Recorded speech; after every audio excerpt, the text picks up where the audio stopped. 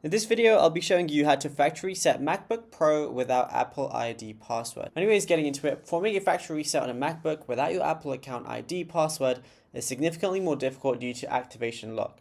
This security feature is designed to make a stolen Mac unusable even if the drive is wiped. So firstly is the erase Mac shortcut, bypassing user password.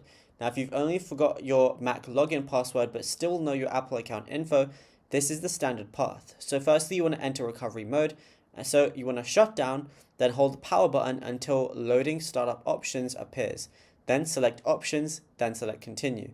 And then in the top menu bar, click recovery assistant, and then go ahead and click erase Mac. Now you're going to be prompted to activate the Mac, and if Find My was on, you're going to enter the Apple account password here. But if you can't, then you got to do step 2. So you don't try to reset the Mac yet, use another Apple device like an iPhone or an iPad that you own. Then go to settings on that device, click your name at the very top, then go to sign in and security, then go to change password.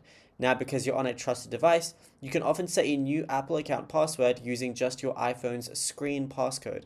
And once changed, go back to the MacBook and then use the new password to bypass the activation lock. And then you'll be good to go. Now, if you found this video helpful, be sure to drop a like and subscribe.